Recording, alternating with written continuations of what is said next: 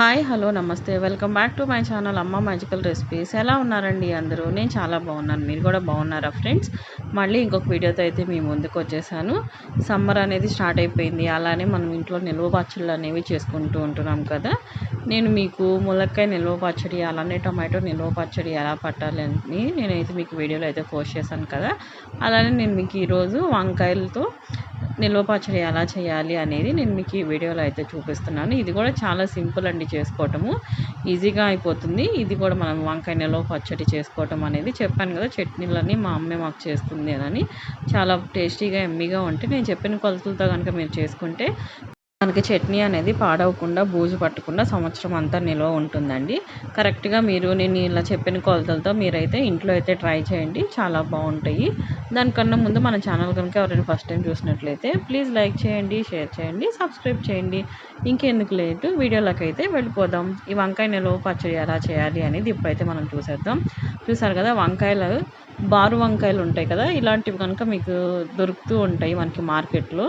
So బారు వంకాయలు కూడా కొంచెం ఇలా పండుతున్నాయి అన్నప్పుడు మనము ఈ నిల్వ పచ్చడి అనేది చేసుకోవాలండి. మనము రోజు కర్రీ చేసుకుంటాం కదా, ఆ వంకాయలతో కాకుండా కొంచెం వంకాయలు అనేది బాగా కొంచెం కలర్ చేంజ్ అయిన తర్వాత లోపల కొంచెం విత్తనాలు అనేవి ముదురుతాయి కదా, అలా మనం చేసుకుంటే సంవత్సరం అంతా నిల్వ ఉంటాయండి. ఇప్పుడు ఈ వంకాయలు తీసుకుని వాష్ చేసుకుని తడేమి లేకుండా తుడిచేసేసుకుని వంకాయలు ఇలా మీరు ముక్కలుగా కట్ చేసుకోవాలండి. ఈ వంకాయ ముక్కలు అనేది మీకు కావాల్సిన సైజులో అయితే కట్ చేసుకోండి. మేమైతే ఇలా కట్ చేసుకుంటున్నాము. ఒక్కొక్కళ్ళకి కొంచెం వంకాయలు చిన్నవిగా ఉంటే ఇష్టము, కొంతమందికి ఏమో వంకాయ ముక్కలు అనేవి పెద్దగా ఉంటే ఇష్టము. అందుకని చెప్పి మనకి నచ్చినట్టు మీరు వంకాయ ముక్కలు అనేది కట్ చేసుకుంటే సరిపోతుంది. ఈ వంకాయ నిల్వ పచ్చడి చాలా టేస్టీగా ఉంటాయి. నిల్వ పచ్చళ్ళు అన్నీ కూడా చాలా బాగుంటాయి మనం చేసుకునే ప్రాసెస్ తెలిస్తే కనుక. ఇలా మేమైతే ఇది 1 కేజీ వంకాయలతో అయితే చేస్తున్నామండి ఈ చట్నీ అనేది. వంకాయ ముక్కలు అయితే మనము కట్ చేసుకున్నాం కదా, ఒక బౌల్లోకి తీసుకుని దీంట్లోకి మీరు నేను చెప్పేది ఏంటి అంటే ఈ కొలతలు 1 కేజీ వంకాయలకైతే నేను మీకు ఈరోజు ఎలా చేయాలి అనేది చెప్తున్నానండి. 1 కేజీ వంకాయలకి 1 కేజీ ఉప్పు అయితే పడుతుందండి. కానీ మనం దీంట్లో ముందుగా ఒక 100 గ్రాముల ఉప్పు అనేది వేసుకుని ఒక 2 టేబుల్ స్పూన్లు పసుపు అలానే నూనె వేసుకొని కలుపుకొని పక్కన పెట్టుకుని ఉంచుకోవాలండి. తర్వాత చింతపండు ఉంటుంది కదా, చింతపండు అయితే మనము 1 కేజీ వంకాయలకి 1/2 కేజీ చింతపండు అయితే తీసుకోవాలండి. ఇలా చింతపండు తీసుకుని చింతపండులో ఇలా మనకి కొంచెం డస్ట్ అనేది ఉంటుంది కదా, అది మనము ఇట్లా క్లీన్ చేసేసుకుని చింతపండు అంతా నీట్గా తీసుకొని పక్కన పెట్టుకోవాలండి. ఒకవేళ మనం ఇలా చేసుకోకుండా మనం చట్నీ చేసాము అంటే కనుక చట్నీ అనేది పాడైపోతుంది. ఎందుకంటే ఆ డస్ట్ అనేది మనకి నోటికి తగులుతూ ఉంటుంది కదా మనం చట్నీ చేసుకున్నప్పుడు. అందుకని చెప్పి చింతపండుని ఇలా నీట్గా మనం అంతా తీసేసుకుని పక్కన పెట్టుకుని ఉంచుకోవాలి. తర్వాత కొంచెం వాటర్లో ముందుగానే మనము ఈ చింతపండుని అయితే నానబెట్టుకుని పెట్టుకోవాలండి. మనమైతే మనం వంకాయల్లో డస్ట్ నూనె వేసి కలుపుకున్నాం కదా, అలానే చింతపండుని కూడా తర్వాత ఒక హాట్ వాటర్లో మనం చేసుకోవడానికి ఈజీ అవుతుంది. అందుకని ముందుగానే మీరు ఇలా డైరెక్ట్గా చింతపండుని వాటర్లో వేసుకుని రెడీగా పెట్టుకుని ఇలా వేడి నీళ్ళలో పెట్టుకుని ఉంచుకోవాలి. తర్వాత దీంట్లోకి మనం మెంతులు ఉంటాయి కదా, మెంతులు ఇప్పుడు మీరు ఒకవేళ మనం 50 గ్రాములు మెంతులు తీసుకుంటే సరిపోతుంది. ఫస్ట్గా మెంతులు తీసుకుని మెంతుల్ని ఇలా డ్రై రోస్ట్ చేసుకోవాలండి. ఇలా డ్రై రోస్ట్ చేసుకున్న తర్వాత మనం పౌడర్ చేసుకుంటే బాగుంటుంది. అందుకని చెప్పి మెంతుల్ని మనము సిమ్లో పెట్టుకుని ఇలా డ్రై రోస్ట్ చేసుకుని మెంతుల్ని ఇలా వేపుకున్నాక ఇలా కొంచెం కలర్ చేంజ్ అవుతున్నాయి అన్నప్పుడు మనమైతే స్టవ్ ఆఫ్ చేసేసుకుని మనం దీన్ని కొంచెంసేపు చల్లారనిచ్చి ఒక ప్లేట్లోకి తీసుకుని పక్కన పెట్టుకుని చల్లారనిచ్చినాక మనం ఈ మెంతి పౌడర్ని రెడీ చేసుకుంటే సరిపోతుంది. ఇలా ఒక గిన్నెలోకి తీసేసుకుని ఒక 2 మినిట్స్ మనం ఇది చల్లారినాక ఇప్పుడు ఒక మిక్సీ జార్ తీసుకుని మనము మెంతుల్ని చల్లారిపోయినాయి కదా, ఆ మెంతుల్ని అయితే మనం ఈ మిక్సీ జార్లో వేసుకుని మనమైతే దీన్ని పౌడర్ లాగా చేసుకుంటే సరిపోతుంది. మనకి చూసారు కదా, మెంతి పిండి అయితే రెడీ అయిపోయింది. 50 గ్రాములు మెంతి పిండి అయితే సరిపోతుందండి. ఈ కొలతలతో కనుక చేసుకుంటే మనకి టేస్ట్ అనేది బాగుంటుంది. ఇప్పుడు సేమ్ అదే మిక్సీ జార్లోకి చిన్నులపాయలు ఉంటాయి కదా, చిన్నులపాయలు పొట్టు తీయాల్సిన అవసరం ఏం లేదండి. ఇవైతే 150 గ్రాములు చిన్నులపాయలు తీసుకుంటే సరిపోతుంది. ఎగ్జాక్ట్గా నేను చెప్పిన కొలతలతో మీరు చేసుకోండి, టేస్ట్ అనేది బాగుంటుంది. వాటర్ ఏమీ యాడ్ చేయాల్సిన అవసరం లేదు. ఇలా మనం చిన్నులపాయలను కూడా ముందుగా గ్రైండ్ చేసుకుని ఇవన్నీ రెడీగా చేసుకుని పక్కన పెట్టుకుని ఉంచుకుంటే మనకి చేసుకునే ప్రాసెస్ అనేది తొందరగా అయిపోతుంది. ఎగ్జాక్ట్గా మీరు మెంతులు ఒక 50 గ్రాములు, చిన్నులపాయలు ఒక 150 గ్రాములు అయితే తీసుకుంటే సరిపోతుంది. తర్వాత మనం ముందుగానే వంకాయల్ని అంతా రెడీ చేసుకుని పెట్టుకున్నాం కదా, చింతపండుని, వంకాయల్ని. ఇప్పుడు మనము ప్రాసెస్ అయితే ఏంటో చూసేద్దాం. ఇప్పుడు ఈ చట్నీ అయితే మేము ఇలా రోట్లో అయితే మేము ఈ చట్నీ అయితే చేస్తున్నామండి. ఈ రోలు అనేది ఊళ్ళల్లో ఉండే వాళ్ళందరికీ కామన్‌గా తెలుస్తుంది. మనము ఒకవేళ సిటీల్లో ఇట్లా ఉండే వాళ్ళైతే ఎక్కువ గ్రైండర్‌లో లేదంటే గనుక మిక్సీలో ఇలా వేసుకుంటారు కదా. ఇప్పుడు ఇందాక మనం నానబెట్టుకున్న చింతపండు ఉంది కదా, నానబెట్టుకున్న చింతపండు అంతా దీంట్లో వేసేసుకోవాలి ఈ రోట్లో.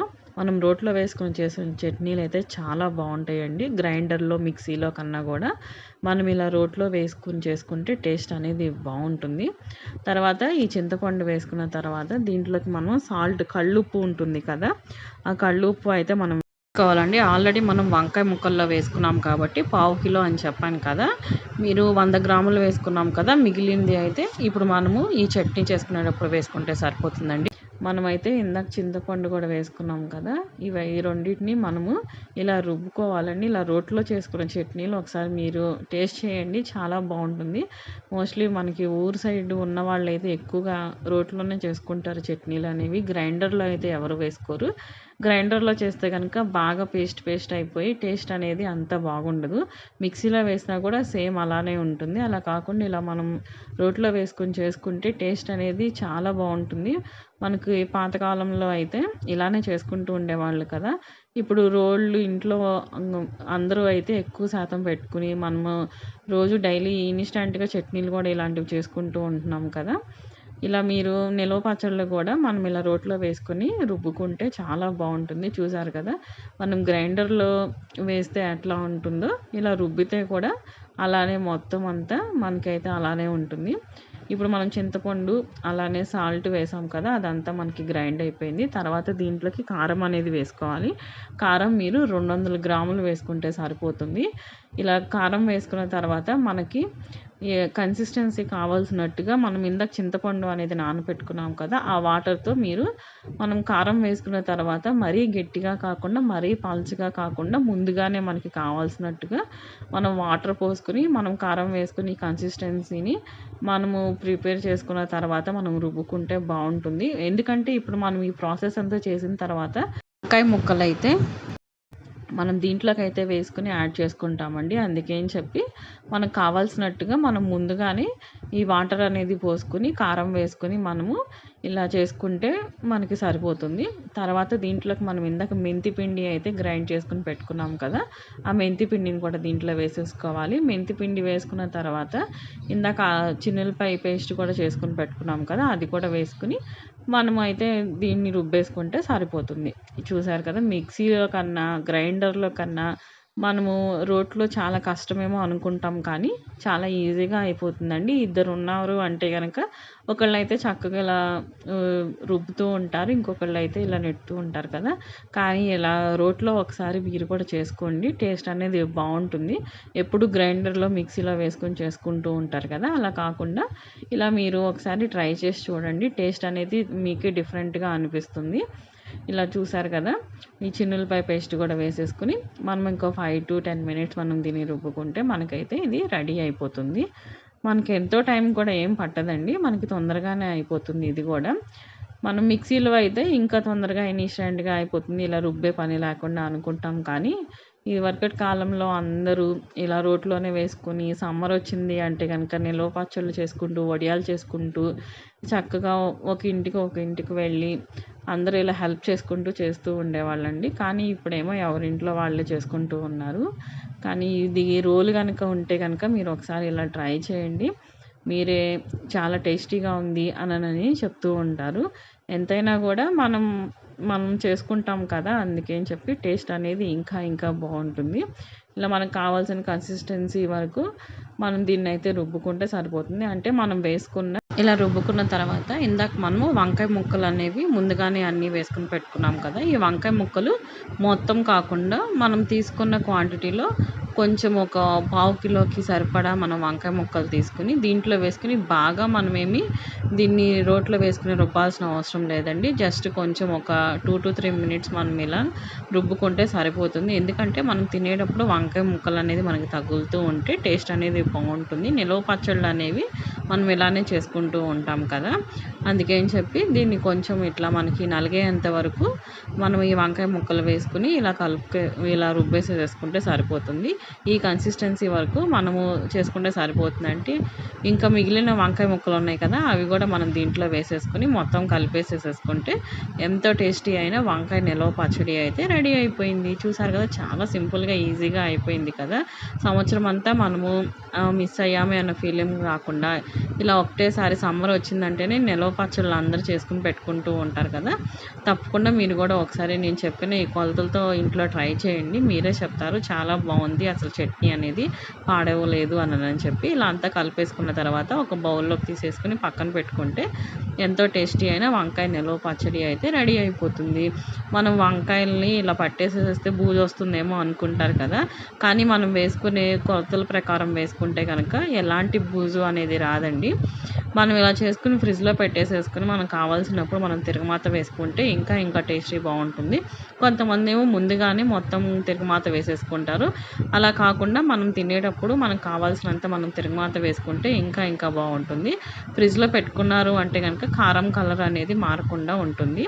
అందుకని చెప్పి ఇలా చేసుకుని మనం నిలవ పచ్చళ్ళు అనేవి ఫ్రిడ్జ్లో పెట్టుకుని మనకు కావాల్సినప్పుడు మనము తిరగమాత వేసుకుని తింటే ఎంతో టేస్టీగా ఉంటుంది. తప్పకుండా మీరు ఒకసారి ఈ నిలవ పచ్చళ్ళు అనేవి ఇంట్లో ట్రై చేసి మీరు కూడా ఈ టేస్ట్ని అయితే ఎంజాయ్ చేయండి. తర్వాత మేము దీంట్లో నుంచి కొంచెం తీసుకొని తిరగమాత అయితే వేసుకున్నాము. మనం చేసుకున్న రోజు కన్నా నెక్స్ట్ డేకి చట్నీలు అనేవి బాగుంటాయండి, అప్పటికప్పుడు చేసుకున్న వాటికన్నా కూడా. ఎందుకంటే మనం వేసుకున్న స్పైసెస్ అలానే మనం కలుపుకోవాలి, అన్నీ కలిపి పెట్టాం కదా ముక్కలకి, అవన్నీ ముక్కలకి పట్టి టేస్ట్ అనేది బాగుంటుంది. అందుకని చెప్పి మనం చేసిన రోజు కన్నా 2 డేస్ ఆగితే వాటి టేస్ట్ అనేది తెలుస్తుందండి. ఇలా కొంచెం బౌల్లోకి తీసుకుని దీంట్లోకి అయితే మనం ఇప్పుడు తిరగమాత అయితే వేసేసుకుందాం. తిరగమాత కోసం మామూలుగా అందరూ నిలవ పచ్చళ్ళకి శనగ నూనె అనేది వాడతారండి. లేదు అంటే కనుక మనం కొంచెం తిరగమాత వేసుకోవాలి అనుకుంటే కనుక మనం రోజు ఇంట్లో వాడుకునే నూనెతో అయినా వేసుకోవచ్చండి. ఇలా ఒక బాండీ తీసుకుని దాంట్లో ఆయిల్ వేసుకుని ఆయిల్ వేడైన తర్వాత దాంట్లోకి ఎండుమిరపకాయలు, తర్వాత ఆవాలు, పచ్చెనగపప్పు, మినపప్పు, జీలకర్ర, అలానే కొంచెం చిన్నులపాయ పేస్టు, అలానే కరివేపాకు ఇవన్నీ వేసుకుని మనమైతే తిరగమాత వేసుకోవాలండి. మనము ఒకటేసారి వేసుకుంటే కనుక టేస్ట్ అనేది అంత బాగోదు. ఎందుకంటే మనం అప్పటికప్పుడు మనకు కావాల్సినట్టు వేసుకుంటే మనం వేసుకున్న పప్పులు కానీ తిరగమాత టేస్ట్ అనేది ఇంకా బాగుంటుంది కదా. అందుకని చెప్పి మీకు కావాల్సినప్పుడు కొంచెం బౌల్లోకి తీసుకుని ఇలా తిరగమాత వేసుకోండి. మనకి ఇంకా టేస్టీగా ఉంటాయి చట్నీలు అనేవి. ఇలా వేసుకుని మీరు అన్నంలో కానీ, దోశల్లో కానీ, ఇడ్లీలో కానీ, దేంట్లోకైనా, గారెల్లో కానీ దేంట్లోకైనా కూడా బాగుంటుందండి. ఓన్లీ అన్నంలోనే తినాలి అనేమి ఉండదు. ఇందాక మనం బౌల్లోకి తీసుకుని పెట్టుకున్నాం కదా, మనకు రెడీ అయిపోయిన తిరగమాత అయితే దీంట్లో వేసేసుకుంటే ఎంతో టేస్టీ అయిన వంకాయ నిలవ పచ్చడి అయితే రెడీ అయిపోతుంది. ఇంకెందుకు లేటు, మీరు కూడా ఈ వంకాయ నిలవ పచ్చడి అనేది ఇంట్లో ట్రై చేయండి. నేను చెప్పిన ఈ మెజర్మెంట్స్తో మీరు కూడా ఇంట్లో అయితే చేయండి, పర్ఫెక్ట్గా వస్తుంది. మనకి చట్నీ పాడవుతుంది అనేది ఎలాంటిదే ఉండదు. మనకి 1 ఇయర్ వరకు కంపల్సరీ నిల్వ ఉంటుందండి. తప్పకుండా మీరు ఒకసారి దీన్ని ఇంట్లో ట్రై చేసి ఈ టేస్ట్ని అయితే ఎంజాయ్ చేయండి. చూసారు కదండి మా వీడియో కనుక మీకు నచ్చినట్లయితే ప్లీజ్ లైక్ చేయండి, షేర్ చేయండి, సబ్స్క్రైబ్ చేయండి. పక్కనే ఉన్న బెల్ క్లిక్ చేస్తే నోటిఫికేషన్స్ అనేవి వస్తాయి. మళ్ళీ ఇంకొక వీడియోతో రేపు కలుస్తాను. Bye friends, thanks for watching.